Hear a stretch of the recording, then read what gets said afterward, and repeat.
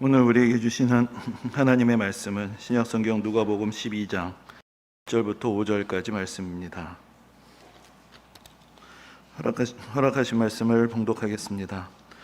그동안에 무리 수만 명이 모여 서로 밟힐 만큼 되었더니 예수께서 먼저 제자들에게 말씀하여 이르시되 바리새인들의 누룩 곧 외식을 주의하라. 감추인 것이 드러나지 않을 것이 없고 숨긴 것이 알려질 것이 없나니 이러므로 너희가 어두운 데서 말한 모든 것이 광명한 데서 들리고 너희가 골방에서 귀에 대고 말한 것이 지붕 위에서 전파되리라. 내가 내 친구 너희에게 말하노니 몸을 죽이고 그 후에는 능히 더 못하는 자들을 두려워하지 말라. 마땅히 두려워할 자를 내가 너희에게 보이리니 곧 죽인 후에 또한 지옥에 던져 넣는 권세 있는 그를 두려워하라. 내가 참으로 너희에게 이르노니 그를 두려워하라. 아멘.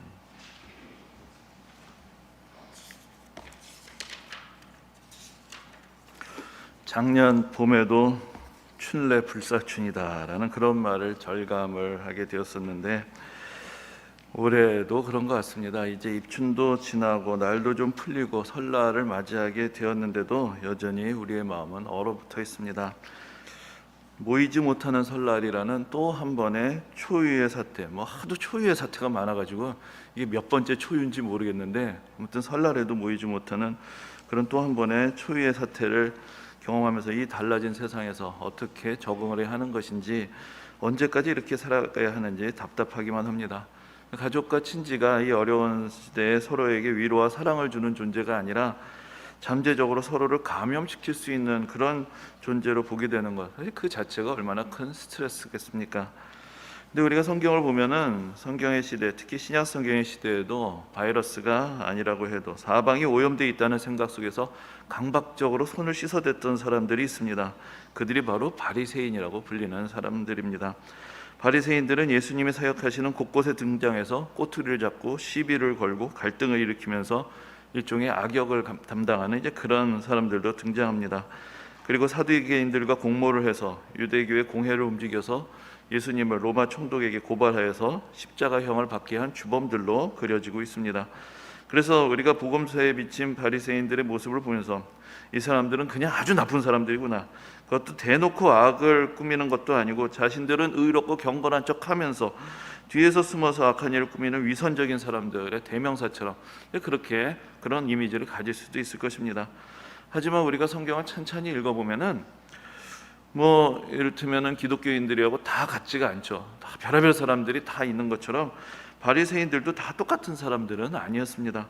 진지한 신앙의 질문을 가지고 예수님을 찾아와서 예수님의 말씀에 경청하고자 했던 그런 니고데모와 같은 사람도 있었습니다. 또 성경을 보면은 헤롯이 예수님을 해치려 한다고 미리 알려주면서 예수님의 안위를 염려했던 그런 바리새인들도 등장을 합니다. 그리고 예수님이 십자가에 달려 돌아가셨을 때 다른 제자들은 다 도망갔지만, 그러나 그때 예수님의 시신을 수습하고 장례를 지냈던 사람들은 바로 앞에서 말씀드린 니고데모와 또 아리마대 요셉이었는데, 이 사람들도 다 바리새인에 속한 그런 사람들이었습니다. 바리새인들 중에도 예수님을 추종하는 사람들이 있고 예수님을 존경하는 사람들이 있고 또 예수님에 대해서 따지고 들면서 또 예수님을 괴롭혔던 사람들도 있었던 것입니다. 사실 복음서에 바리새인들이 그만큼 자주 등장하는 이유는 예수님과 바리새인들 사이가 가까웠기 때문에, 또 여러 가지 공통점을 가지고 있었기 때문에 그랬다고도 할 수 있을 것입니다. 바리새인들은 성전과 제사장 중심의 신앙보다는 하나님의 말씀인 율법에 담긴 하나님의 뜻을 실천하는 것을 강조했습니다. 율법을 깊이 읽고 해석하면서 백성들에게 가르침으로 존경을 받았고, 또 그들의 삶도 우리가 일상적으로 생각하는 어떤 위선적이고 이중적인 삶과는 달랐습니다. 그들이 오히려 문제가 있다면 자신들이 주장하는 바를 너무나 철저히 엄격하게 스스로 실천을 했다는 데서 우리를 찾을 수가 있을 것입니다. 그리고 많은 바리새인들이 스승이라는 의미에서 랍비라고 불렸는데, 근데 복음서에서는 예수님도 랍비라고 불리는 것을 볼 수가 있습니다. 그래서 당시에 아마도 많은 사람들이 예수님과 바리새인들을 쉽게 구분하지 못했을 것입니다. 그래서 예수님도 바리새인 중에 한 분인 거니 그렇게 생각하고 예수님께 다가오고 또 말씀을 듣게 되었던 사람들도 많았을 것이고, 바리새인들도 예수님을 처음에 대할 때 그들 중에 하나처럼 그렇게 생각하고 대하다가 그것이 아닌 것이 드러나면서 또 갈등이 되는 이제 그런 이야기들로 우리가 성경을 읽어볼 수도 있을 것입니다. 그런데 이 예수님의 가르침과 바리새인들의 주장 사이에 비슷한 점들도 있지만, 그러나 중요한 차이점이 있습니다. 그것이 바로 이 세상을 바라보는 관점에서부터 비롯됩니다. 예수님은 하나님이 세상을 이처럼 사랑하사라고 가르치셨던 것처럼 하나님이 이 세상을 사랑하시고 이 세상을 구원하기를 원하시며 수고하고 짐진 사람들을 다 영접하시고 병들고 귀신 들린 사람들을 고쳐주시는 그런 사역을 친히 감당하셨습니다. 이 세상은 문제투성입니다. 그러나 하나님은 이 세상 속에서 은혜와 긍휼을 베푸시기를 원하시고 우리가 하나님의 사랑을 알기를 원하시고 우리가 하나님의 사랑으로 변화되어서 하나님을 진심으로 사랑하게 되기를 원하시는 분입니다. 예수님은 하나님을 우리에게 그렇게 가르쳐 주셨습니다. 그리고 그 사랑을 보여주시기 위해서 우리 죄인 된 사람들을 위해서 십자가에 달리신 것입니다. 그러나 바리새인들이 보는 세상은 더럽고 오염된 세상이었고 하나님의 심판을 피할 수 없는 곳이었습니다. 하나님의 진노와 심판을 피하고 자신을 건져내기 위해서는 먼저는 내 자신이 이 더러운 세상 속에서 오염되지 않도록 정결하게 자기를 지켜야 되는 것이고 더 나아가서는 이 세상을 오염시키는 불경건하고 잘못된 사람들을 적극적으로 제거해야 한다라고까지 생각하게 됩니다.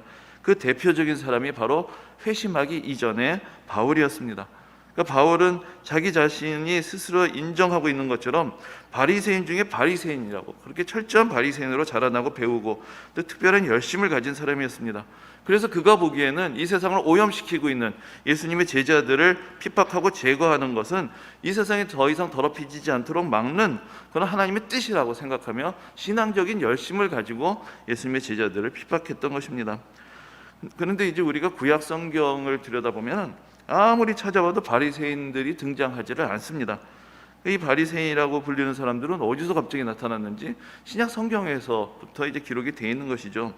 근데 이제 바리새인이라고 불리는 사람들은 넓게 보면은 그 당시 유대교 안에 있는 하나의 종파라고 볼 수가 있습니다. 근데 일반적으로 그 당시의 역사를 기록한 요세푸스라는 역사가의 어떤 구분에 따라서 당시의 유대교 내 바리새인들, 사두개인들, 열심당원들, 에세네파 이렇게 불리는 이게 네 부류의 어떤 종파들이 있었다라고 그렇게 구분을 합니다.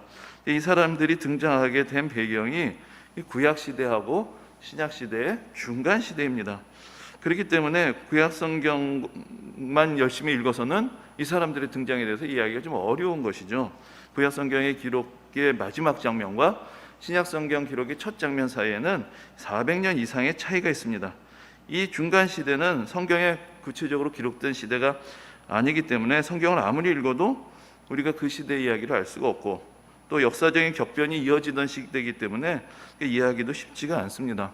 그래서 이 시대에 대해서 좀 설명을 해봐야 되겠다 하다 보면 더 복잡하게 꼬여서 이게 지금 이해를 시켜드린 건지 이해를 방해하고 더 어지럽게 만들어드린 건지 이제 그렇게 걱정이 될 때도 있는데 오늘은 좀 작정하고 바리새인들에 대해서 좀 이해를 해봐야 되겠다 하고 말씀을 전하고자 하니까 그래도 가능한 한 좀 간단하게 정리를 해서 전달을 하려고 하는데 여러분들이 잘 들어주시면 좋겠습니다. 그런데 조금 염려가 되는 것은 요즘 워낙 그 역사 교양 프로그램 이런데 말이 많죠. 뭘 또 빼면 빼서 그렇다고 그러고 또 사실과 다르다고. 근데 이게 여러분 쉽고 재미있고 사실에 근거한 정확한 지식이란 것은 별로 없습니다. 쉽고 재미있으면요 뭔가 사실이 빠지게 되는 것이죠. 이 현실이란 건 우리가 다 살고 있지 않습니까? 참 복잡합니다. 이 복잡한 현실을 단순하게 재미있게 만들려면 가지를 많이 쳐야 되는데 그러다 보면 또 문제가 생기게 되는 것이죠. 그래서 어느 정도는 어지럽고 복잡한 것이 현실인데 그걸 인정을 하고 우리가 뭔가 좀 더 깊은 지식을 갖기 위해서는 우리 자신도 조금 더 노력을 하고 관심을 갖고 공부를 해야 되는데 그런 걸 안 하고 쉽게 지식을 얻으려다 보니까 이제 문제도 생기게 되고 또 그렇게 해서 얻은 지식은 또 금방 잊혀져 버립니다. 여러분들이 성경을 좀 더 깊이 이해하시고자 한다면 성경의 배경이나 그 관계된 내용들에 대해서 조금 더 진지하게 좀 공을 들이면서 이제 공부를 하는 시간들을 가져보시는 것도 필요할 것입니다. 오늘 바리새인과 관계된 이야기를 조금 더 드려보면은 이 바리새인들의 기원을 어디서부터 찾을 수 있을 것이냐? 거슬러 올라가면은 구약 성경의 마지막 장면부터 시작이 된다라고 할 수 있을 것입니다. 그러니까 여러분들 잘 아시는 대로 이스라엘 백성들이 이제 나라가 남북으로 갈라진 후에 하나님의 심판으로 북왕국은 아수르에게 망하고 남왕국은 그로부터 135년 후에 바빌론에게 멸망을 하게 됩니다. 그리고 이렇게 유다라고 불렸던 이 남왕국의 사람들이 바빌론으로 포로로 끌려가게 됩니다. 근데 이제 그 당시에는 바빌론이 제일 강한 나라 같았는데 뛰는 놈 위에 나는 놈이 있다고 페르시아가 또 그 다음에 일어나서는 바빌론을 무너뜨리게 되는 것이죠. 그리고 나서 이제 페르시아의 고레스라는 왕이 등장을 해서 이제 사로잡혀 있던 이 유다 왕국의 백성들에게 고향으로 돌아갈 수 있도록 허락을 해줍니다.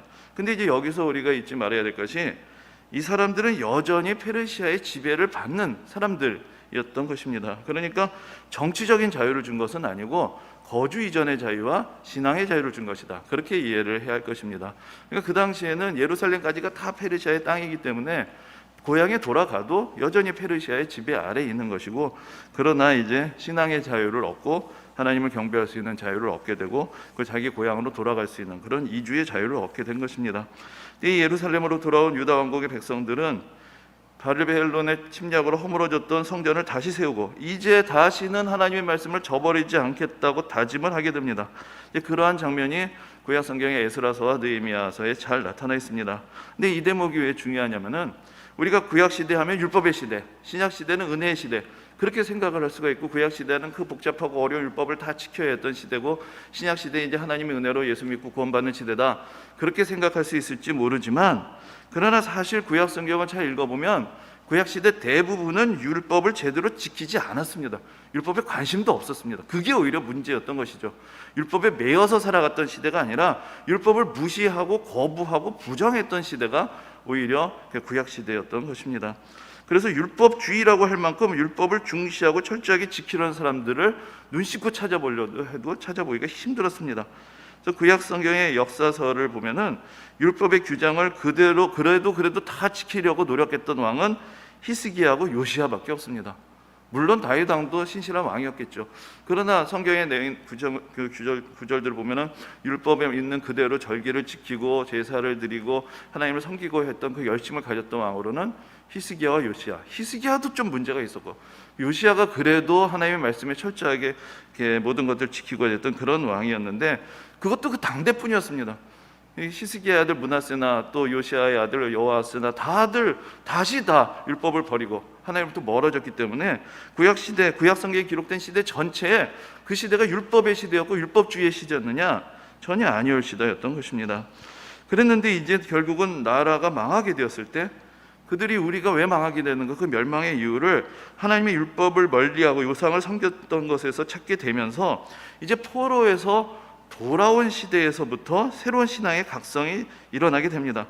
그러면서 이제 이 시기가 이제 후에 바리새인이라고 불리게 될 수 있는 그런 율법주의가 시작하는 출발점이 되었던 것입니다. 그러니까 율법주의라는 것은 구약 성경이 끝나는 시점부터 시작이 되는 그러한 신앙의 어떤 신앙 운동이고 사조라고 할 수가 있을 것입니다.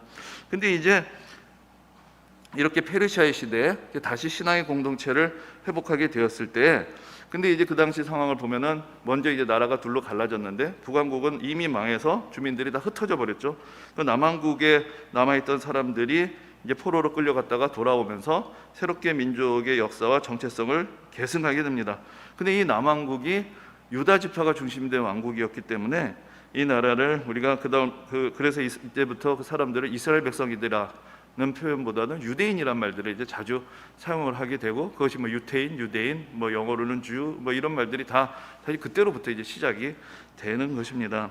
근데 이 페르시아라는 대제국도 영원하지 않았고, 그래서 저 유명한 마케도니아 제국을 세운 알렉산더 대왕에 의해서 이 페르시아라는 대제국이 무너지게 됩니다. 그래서 이제 예루살렘과 유대 땅도 마케도니아 제국의 영역으로 넘어가게 됩니다. 그런데 이제 잘 알려진 것처럼 이 알렉산더라는 사람은 계속해서 정복을 하죠. 그래서 페르시아를 무너뜨린 다음에 인도까지 갔는데, 결국 인도에 가서 돌아오다가 자기 고향인 마케도니아까지 오지도 못하고 중간에 죽었습니다. 그러니까 자기가 정복한 땅의 황제로서 그것을 다 누려보지도 못하고 죽게 된 것이죠.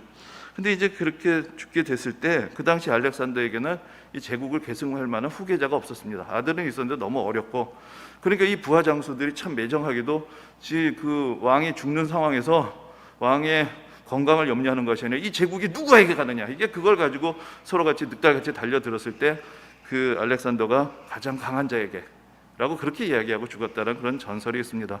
가장 강한 자가 누굴까요? 나잖아요. 그렇죠? 그러니까 각자 그것이 내가 제국의 주인이다 라고 장수들이 생각을 하면서 결국 제국이 분열을 하게 되는 것이죠. 근데 그것을 이제 예루살렘을 중심으로 보면은 북쪽에는 시리아를 중심으로 한 셀레우코스 왕조 라는 나라가 자리 잡고 있었고, 남쪽에는 이집트를 중심으로 한 프톨레마이오스라는 왕조가 자리를 잡게 되면서 그 사이에 이제 예루살렘과 유대 땅이 끼어서 엎치락뒤치락 계속해서 공방전이 이어지게 됩니다. 그런데 최종의 승자가 북쪽에 있었던 셀루코스 왕조가 최종의 승자가 되게 되었고, 그래서 이들의 통치가 시작이 됩니다. 근데 이 사람들은 근본적으로 알렉산더의 후계자들이죠. 그러니까 헬라인들이고, 그래서 헬라의 문화, 우리가 아는 뭐 제우스라든지 뭐 헤라라든지 그 헬라의 신들을 섬기는 그런 그리스 문화, 헬라 문화에 속한 사람들이었습니다. 그래서 이 사람들에 의해서 그 헬라 문화의 영향이 유대 지역에도 퍼지게 되는 것이죠. 그리고 특히 이 셀루코스 왕조의 이 헬라인 통치자들은 철저하게 유대교 신앙을 박해하고 성전을 더럽히고 율법을 지키지 못하게 했습니다.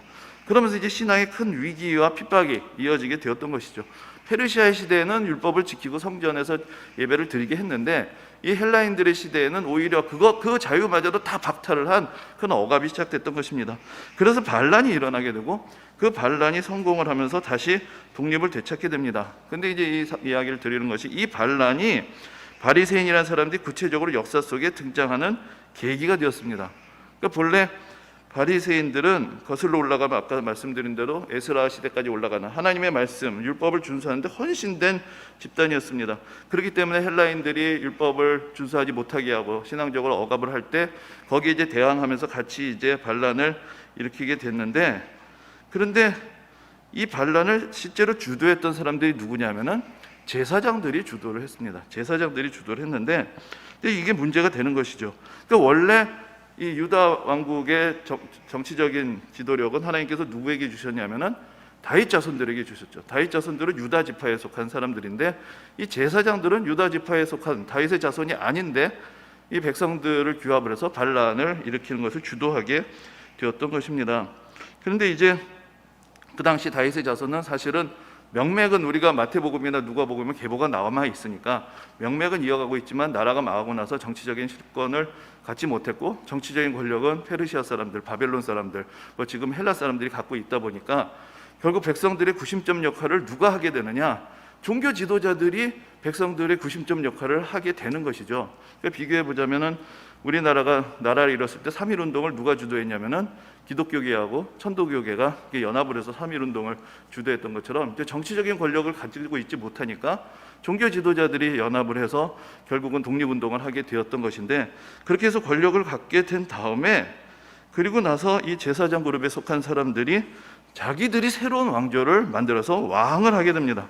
그러니까 다윗의 자손이 왕이 돼야 되는데, 성경대로 하면은, 그런데 자기들이 제사장들이 구약 성경의 가르침을 위배하고 자기들이 왕조를 세우고 그 왕이 되니까, 한때는 서로 동지가 돼서 독립운동을 같이 했던 그룹 중에 일부의 사람들이 이탈을 하게 된 거죠.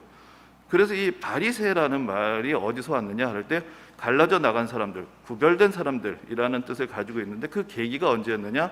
이 제사장 그룹들이 자기들이 권력을 가지려고 할 때 거기서 그것이 율법에 위배된다고 생각하고 스스로 거기서 갈라져 나간 사람들, 거기서부터 이제 바리새인들이 시작이 되는 것이고, 그때 제사장들 그룹에 속하면서 제사장들을 지지했던 사람들이 사두개인들이 되는 것입니다. 그러니까 바리새인들과 사두개인들은 계속해서 역사적으로 서로 앙숙이 될 수밖에 없는 것이죠. 서로 간에 이제 큰 다툼이 있는 것인데, 이 바리새인에 속한 사람들 보기에는 이 반란의 명분 자체가 어디 있었냐라는 것이죠. 하나님의 말씀을 준수하기 위해서, 철저하게 하나님의 말씀에 기초해서 이 나라를 새롭게 하기 위해서 이 신앙을 억압하는 이민족들을 몰아내고자 한 것인데, 하나님의 말씀의 그 정통성을 깨뜨리는 그러한 통치라는 것을 그들은 인정할 수가 없었던 것입니다. 심지어 어떤 일들도 있었냐면은, 잘 알려진 이야기 중에 이 사람들이 처음에 반란을 일으켰을 때 철저하게 율법을 지켜야 된다라는 그런 사명감의 반란을 촉발했던 것이기 때문에 그것을 적들이 이용을 해서 안식일에 공격을 해왔습니다. 그러니까 이 사람들은 안식일에 싸우면 안 되잖아요. 그래가지고 수많은 사람들이 죽임을 당하는 일들이 벌어졌습니다. 안식일을 지키기 위해서 목숨을 내놨던 거죠. 그런데 이제 이렇게 해서는 전쟁을 이어갈 수가 없으니까 결국은 적들을 물리칠 때까지는 그 율법을 준수하는 것을 이제 유보를 하게 되는 것인데, 이제 적들을 물리쳤는데 그럼 이제 하나님의 말씀대로 준수를 해야 되는데 왜 그렇게 하지 않는가?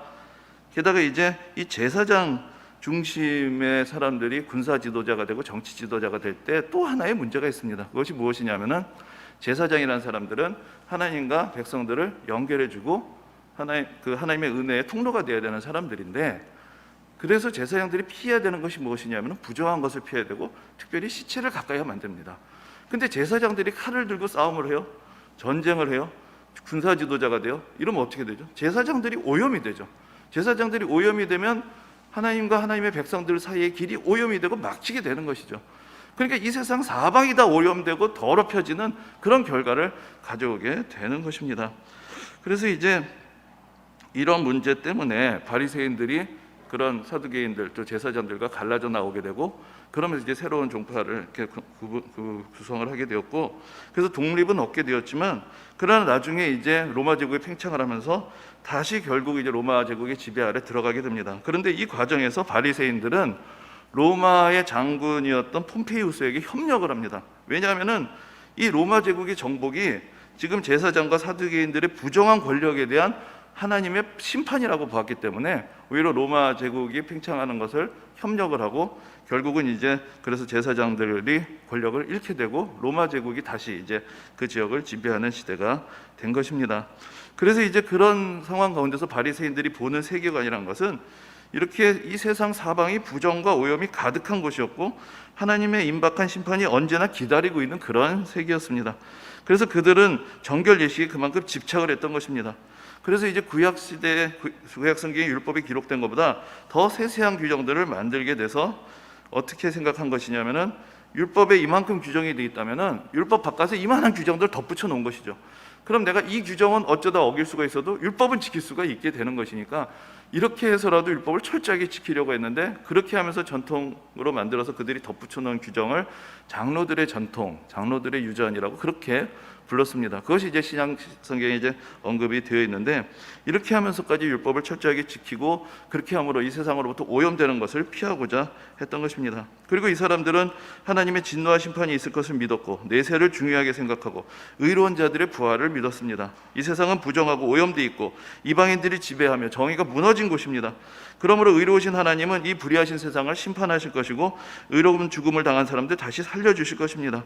그래서 이제 바울이 나중에 이제 사도행전에 보면은 그 공경을 당했을 때 사두개인들하고 바리새인들이 같이 있는 것을 보면서 나는 부활을 믿는다 얘기하니까 바리새인들은 바울을 지지하기 시작하고 사두개인들은 바울 또 바리새인들하고 싸움이 시작하게 되고 막 혼란이 일어나는 장면이 있는데, 그만큼 이제 바리새인들은 부활을 믿는 그런 신앙을 또 그들이 가지고 있었던 것입니다. 그래서 그들이 이 세상에서 힘쓸 것은 율법을 지키고 자신들을 오염되지 않게 정결하게 하고 이 세상을 오염시키는 자들을 멀리하고 더 나아가서 제거하기까지 하려는 열심을 가지고 이 세상의 두려움, 불안, 또 오염에 대해서 맞서고 있었던 것입니다. 그런데 예수님은 오늘 본문에서 바리새인들에 대해서 이야기를 하시면서 이런 표현을 사용하십니다. 바리새인들의 누룩을 조심하라 라고 그렇게 말씀을 하십니다.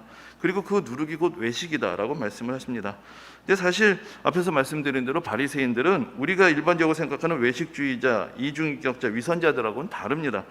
그들은 자기들 자신들이 율법을 철저하게 지키는 사람들이었기 때문입니다. 근데 누룩이란 것은 무엇인가?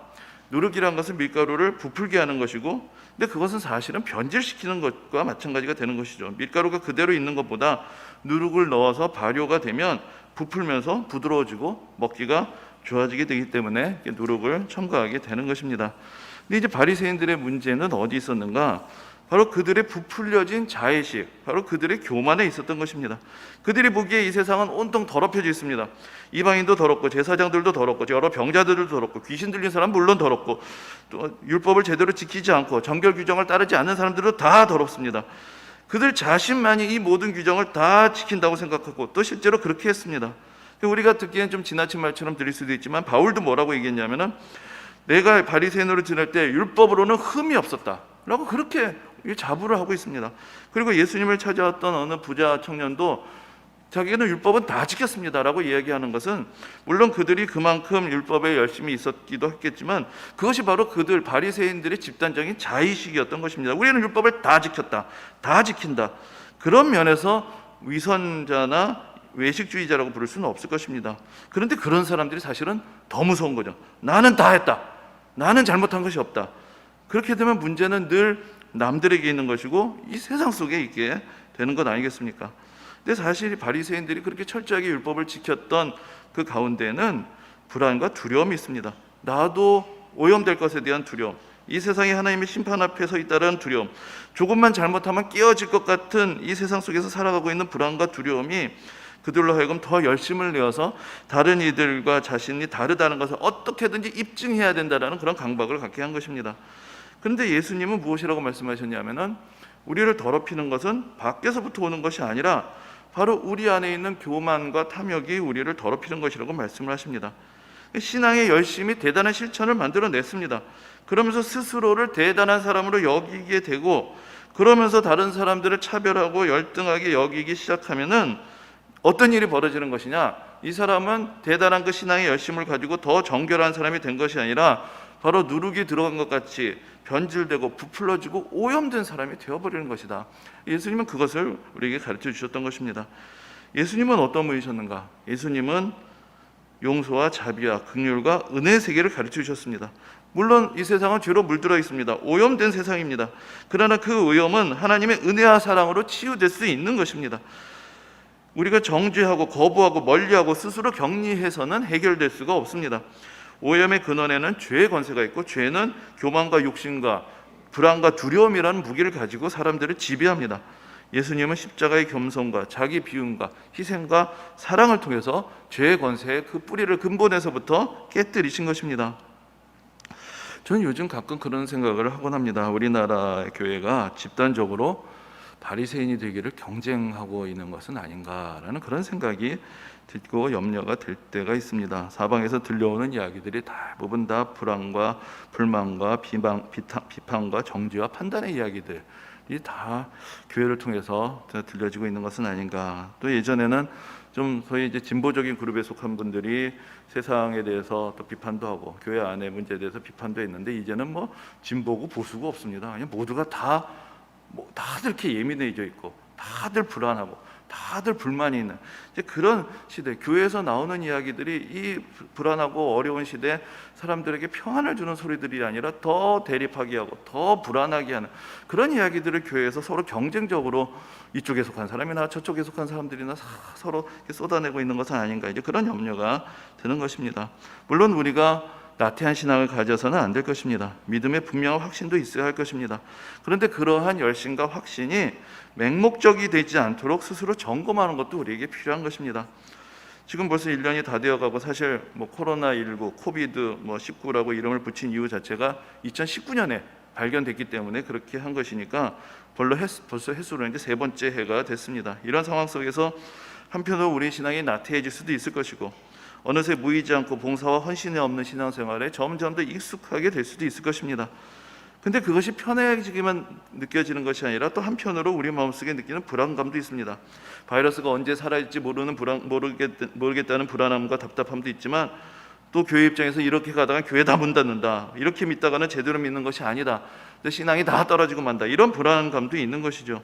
근데 이런 시기가 사실 우리를 부풀게 했던 누룩을 제거하는 기회가 될 수 있습니다. 거품을 걷어내고 바람을 빼고 정직한 우리의 본 모습, 한국교회의 민낯, 그동안 가려져 있고 포장되어 있었던 그런 본래의 모습을 그대로 드러내고 그 가운데서 겸손하고 낮아질 수 있는 그런 시간들이 되어야 하는 것입니다. 그동안 한국교회가 열심을 자랑했습니다.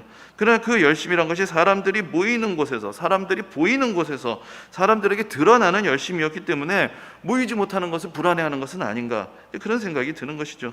그 보이지 않는 곳에서 하나님 앞에서 갖는 경건에 대한 확신이 없으니까 보이는 곳에서의 믿음에 대해서, 보이는 곳에서의 예배에 대해서 여전히 우리가 또 거기에 대해서 더 많은 집착을 하고 있는 것은 아닌가. 보이지 않는 곳에서의 경건, 보이지 않는 곳에서의 섬김, 보이지 않는 곳에서의 헌신, 그것을 우리가 점검할 수 있는 그런 시간이 바로 지금 우리가 가지고 있는 시간들이 아닌가 하는 것입니다. 이 세상을 오염에서 건지는 것은 사랑이라는 것도 우리가 기억해야 할 것입니다. 하나님의 사랑이 모든 것을 치유하고 온전하게 하십니다. 오염된 세상에서 격리되는 이 세상을 지키고 치료하는 힘은 사랑과 관심과 나눔과 섬김이 될 것입니다. 그것이 누구에게는 의료의 수단이 되겠지만, 누군가에게는 따뜻한 말 한마디가 될 것이고, 누군가에게는 자그마한 정성과 사랑의 표현들이 될 것입니다. 우리가 서로가 서로에게 사랑을 나눠주고 위로하며 치유자가 되어 주어서 이 세상의 오염과 더럽혀짐으로부터 또 이 세상의 고통으로부터 벗어나게 우리를 도우시는 하나님의 은혜의 통로가 될 때 우리가 바리새인들처럼 세상을 거부하고 부정하고 움츠러들고 격리함으로써가 아니라 세상을 향하여 나아가고 베풀고 사랑함을 통해서 하나님께서 이 세상 가운데서 행하시고자 하시는 긍휼의 역사, 은혜의 역사를 이루며 이 세상을 치유하고 회복하는 귀한 역사가 우리를 통해서 이루어나게 될 것입니다. 그 귀한 은혜가 모든 성도님들이 함께 하시기를 주님의 이름으로 축원합니다.